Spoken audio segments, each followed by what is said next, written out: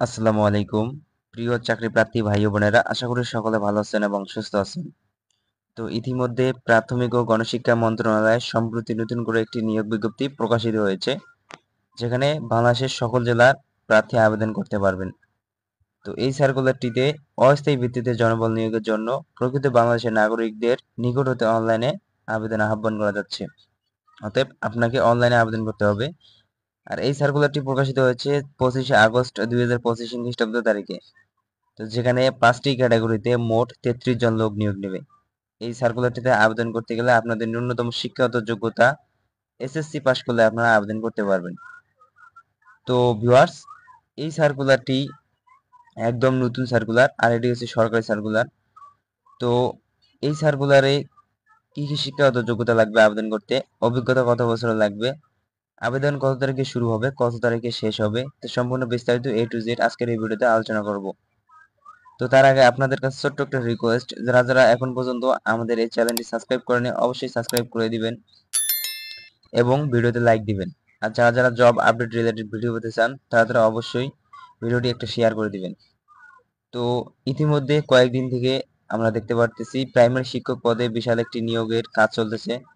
তো ওই নিয়োগ বিজ্ঞপ্তির ভিডিওটি যদি আপনারা আমাদের চ্যানেল থেকে পেতে চান তাহলে অবশ্যই আমাদের চ্যানেলে ফলো করে রাখবেন এবং সাবস্ক্রাইব করে রাখবেন।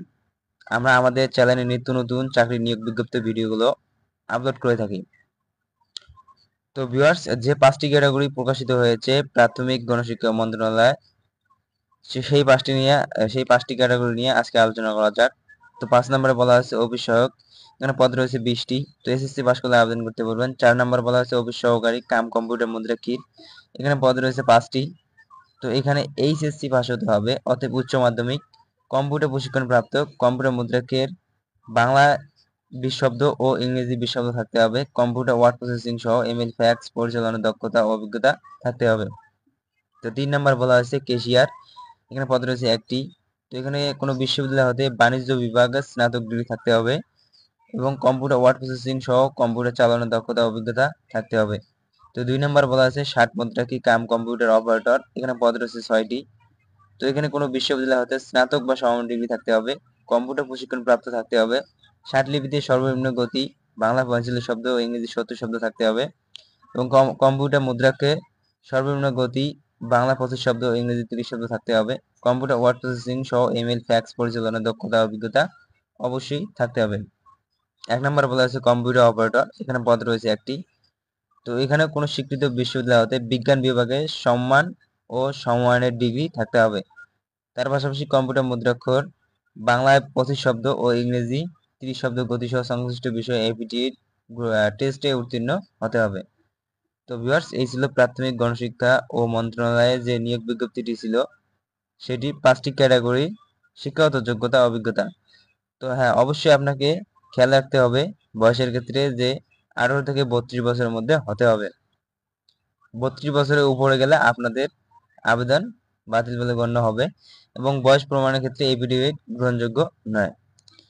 তো ভিউয়ার্স, আবেদন করবেন কোন ওয়েবসাইটে এবং আবেদন কত তারিখে শুরু হবে, কত তারিখে শেষ হবে, তা একটু বিস্তারিত জেনে নেওয়া যাক।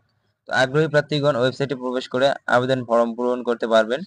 অনলাইনে আবেদনপত্র পূরণ ও সংক্রান্ত বিস্তারিত তথ্যাবলী ও নিয়মাবলী তো এই ওয়েবসাইটে। তো এখানে সার্কুলারে উপরে যে ওয়েবসাইটটি আছে এই ওয়েবসাইটটি প্রবেশ করে আপনারা আবেদন করতে পারবেন। আর আবেদন শুরু হবে 1/9/2025 খ্রিস্টাব্দ সকাল 10 ঘটিকা, অর্থাৎ সেপ্টেম্বর মাসে 1 তারিখে। আর আবেদন শেষ হবে 21/9/2025 খ্রিস্টাব্দ বিকাল 5 ঘটিকা, অতএব সেপ্টেম্বর মাসের 21 তারিখে আবেদন শেষ হবে। তো আপনারা প্রায় 20 দিন আবেদন করার মতো সুযোগ পাবেন।